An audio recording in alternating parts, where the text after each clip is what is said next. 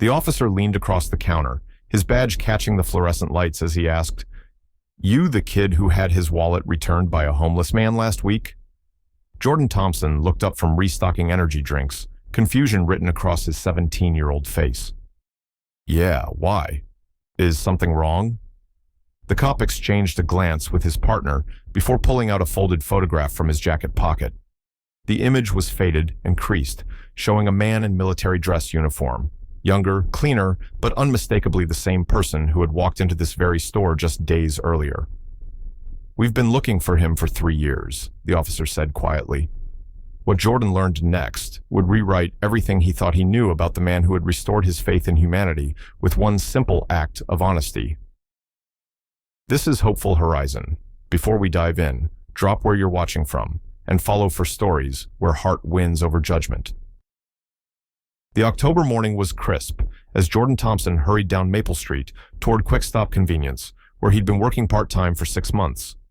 At 17, he was trying to save money for a car while helping his single mom with bills, which meant every dollar in his wallet represented hours of standing behind a register, dealing with difficult customers, and cleaning up spilled slushies.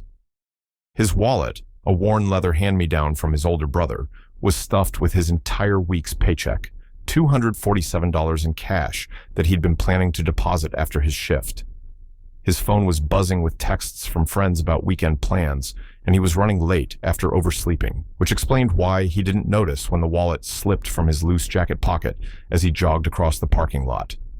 The morning shift at Quick Stop flew by in its usual blur of coffee sales, lottery tickets, and commuters grabbing breakfast sandwiches. It wasn't until Jordan's lunch break that he reached for his wallet to buy a drink from the cooler. His pocket was empty. "No, no, no," he muttered, checking every pocket twice, then a third time. He searched behind the counter, in the employee break room, even in the bathroom. Nothing. His manager, Mrs. Rodriguez, noticed his panic. "What's wrong, Jordan?" "My wallet," he said, his voice tight with worry.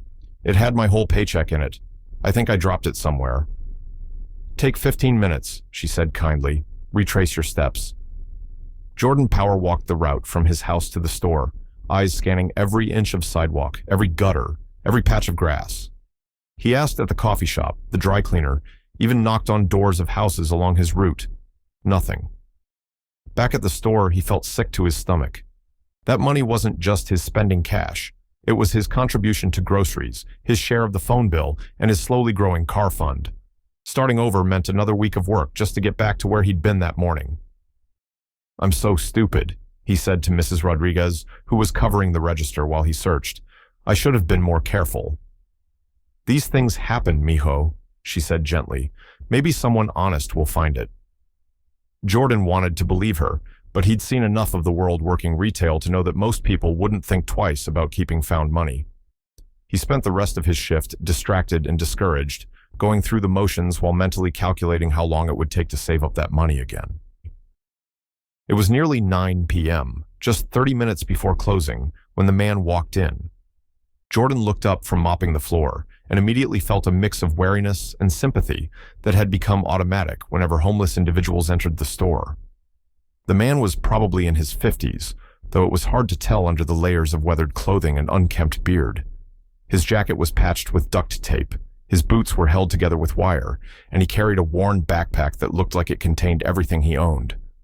But his eyes were clear and kind, and he moved with a quiet dignity that set him apart from some of the more aggressive panhandlers who sometimes came in looking for trouble. "Excuse me," the man said, his voice surprisingly gentle. "Are you Jordan?" Jordan's grip tightened on the mop handle. "Yeah. Why?" The man reached into his jacket and pulled out a familiar brown leather wallet. Jordan's wallet. "I believe this belongs to you," he said, setting it carefully on the counter. Jordan stared at the wallet, as if it might disappear if he looked away. "Where did you find it?" "In the parking lot this morning, by the dumpster. Figured you probably worked here since you were heading this direction when you dropped it." Jordan picked up the wallet with trembling hands and opened it. Everything was there. Every bill, every card, even the crumpled receipt from his last trip to the movies. Nothing was missing. How did you know it was mine?" Jordan asked, still processing what was happening. The man pointed to Jordan's employee name tag. Lucky guess. Plus, you looked pretty upset when you came back searching earlier. Put two and two together. You were watching? I sleep behind the building sometimes, the man admitted without shame. Saw you looking around. Figured you'd lost something important. Jordan opened the wallet again, pulling out a $20 bill. Here, please take this. You could have taken everything, but you didn't. You deserve... The man held up his hand, stopping him. Keep your money, son. You looked like you earned it. Figured you'd need it more than I did. But I want to give you something. You saved me from... You already gave me something, the man said with a sad smile. You didn't look at me like I was trash when I walked in here. You looked at me like I was a person. That's worth more than money. Before Jordan could respond, the man turned and headed for the door. Take care of yourself, Jordan. And maybe keep that wallet in a front pocket next time. Jordan watched through the store windows as the man disappeared into the darkness, walking with the slow, careful gait of someone whose feet hurt and whose next meal wasn't guaranteed. He'd spent less than 5 minutes in the store, but he'd restored something in Jordan that he didn't even realize he'd lost: faith that good people still existed in unexpected places. Thank you, Jordan whispered to the empty store, knowing the man was too far away to hear him, but needing to say the words anyway. 3 days later, Jordan was restocking the candy aisle when he heard the bell above the door chime. He looked up to see 2 police officers walking in, not unusual since cops often stopped by for coffee during their shifts. But instead of heading to the coffee station, they approached the counter where Mrs. Rodriguez was working the register. Afternoon, officers, she said. What can I help you with? We're looking for a young man named Jordan Thompson, the older officer said. We understand he works here? Jordan's stomach dropped.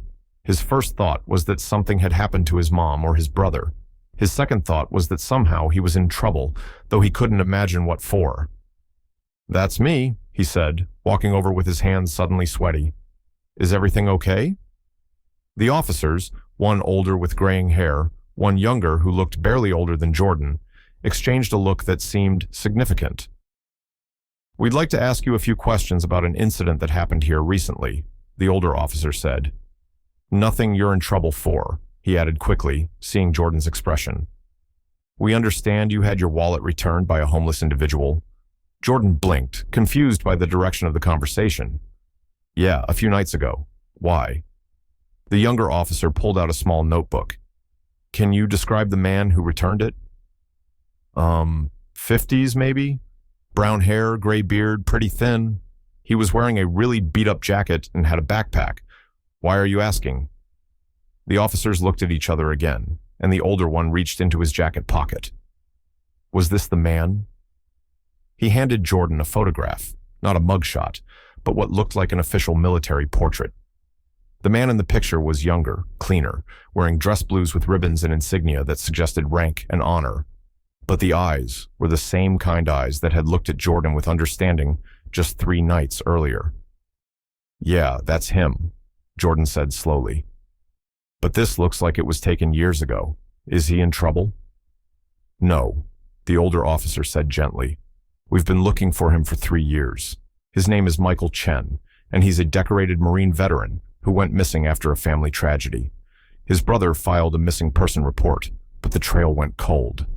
Jordan felt like the floor had shifted beneath him. Missing person, but he's right here in town.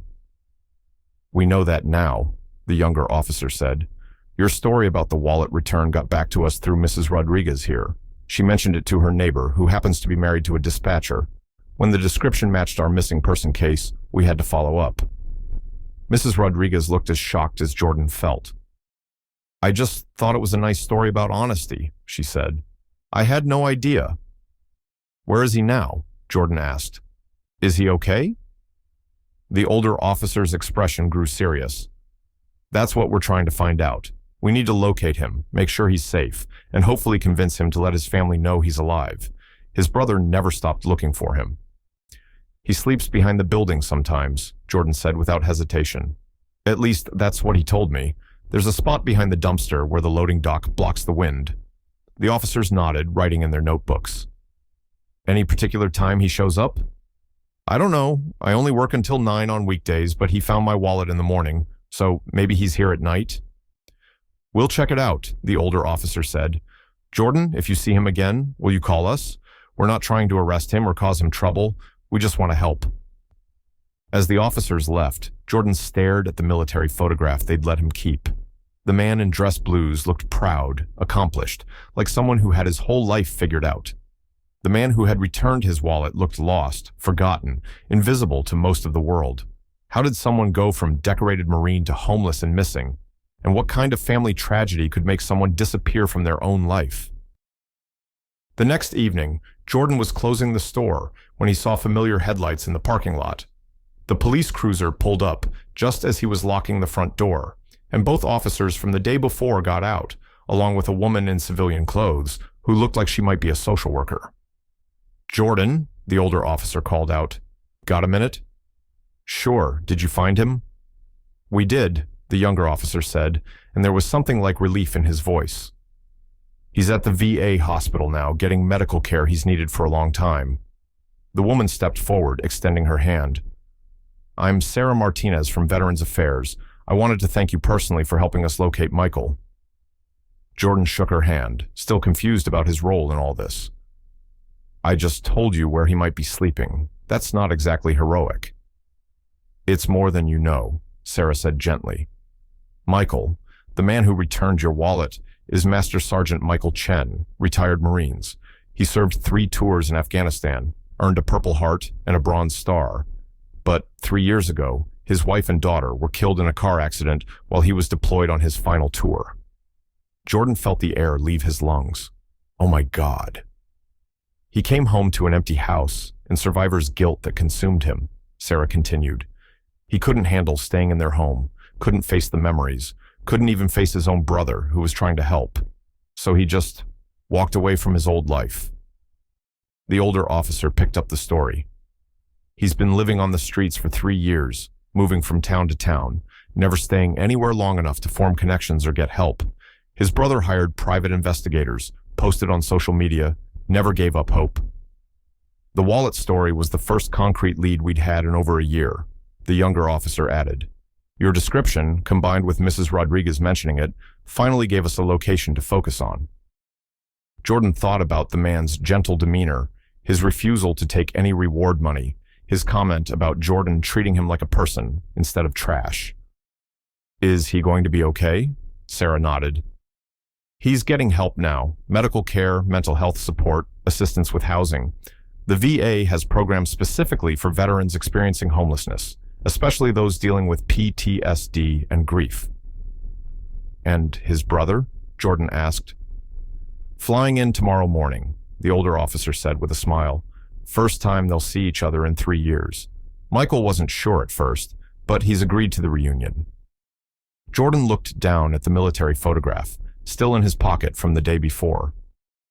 I can't believe he was living on the streets. He seemed so dignified. That's who he is, Sarah said. Military bearing doesn't disappear, even in the worst circumstances. Neither does honor, which is why your wallet came back to you untouched. The younger officer leaned against his patrol car. You know what's funny? Michael kept asking us not to make a big deal about the wallet thing. He said he just did what anyone should do. But doing what anyone should do is exactly what led us to someone who needed help. As the officers prepared to leave, Sarah handed Jordan a business card. If you're ever interested in volunteering with veterans programs, give me a call. We could use more young people who see past appearances and treat everyone with dignity. Jordan pocketed the card, thinking about the man who had walked into his store 3 nights ago. Master Sergeant Michael Chen, Bronze Star recipient, Purple Heart veteran, grieving father and husband. None of those titles had been visible under the worn clothes and weathered appearance. But the character that earned those honors had been there all along, showing itself in the simple act of returning what wasn't his to keep. Will you tell him something for me? Jordan asked as Sarah got into her car. Of course. Tell him that returning my wallet gave me back more than money. It gave me back faith in people, and that if he ever needs anything, a meal, someone to talk to, whatever, he knows where to find me. Sarah smiled. I'll tell him, and Jordan, he'll probably want to thank you personally once he's feeling better.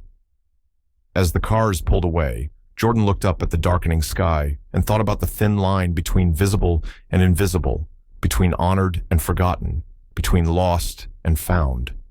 Sometimes, he realized, it took nothing more than treating someone with basic human dignity to help them remember who they really were underneath their circumstances.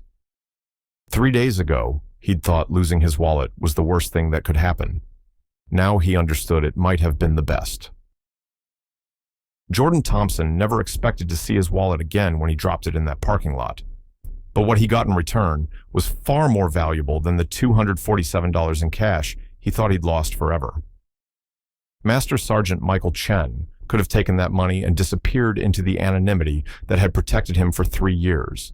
Instead, he chose honesty over opportunity, integrity over survival, and in doing so, he unknowingly created the beacon that would guide him back to the help he desperately needed. This story isn't just about a returned wallet. It's about the invisible threads that connect us all, how one person's decency can restore another person's faith, and how that restored faith can become the key to someone else's rescue. Jordan learned that the people society overlooks often carry the quietest kind of honor, forged in experiences most of us can't imagine. Michael learned that even in his darkest moment, even when he felt most worthless and forgotten, his character still shone bright enough to restore a stranger's hope. The wallet was returned in less than 5 minutes, but the ripple effects of that single act of honesty reached across years of separation, grief, and loss to reconnect a man with his family, his identity, and his future. Sometimes the most profound changes begin with the smallest choices. Choosing to look at someone as a person rather than a problem. Choosing to return what isn't ours to keep. Choosing to believe that good people still exist, even when the world seems to suggest otherwise. Michael Chen served his country with honor, survived combat, and earned medals for his valor. But perhaps his greatest act of service was showing a 17-year-old cashier that heroism isn't always loud and obvious. Sometimes it's as quiet as doing the right thing when no one is watching, even when you have every reason not to. If this story reminded you to look twice before judging, inspired you to treat everyone with dignity regardless of their circumstances, or showed you that small acts of decency can have enormous consequences, let us know in the comments below. Share where you're watching from and tell us, when has someone's unexpected honesty restored your faith in humanity? Hit that subscribe button for more stories that prove character matters more than circumstances, and that the people we're quickest to overlook might be the ones most worthy of our respect. Until next time, stay humble, stay kind, and remember, you never know when your moment of integrity might be exactly what someone else needs to find their way back home.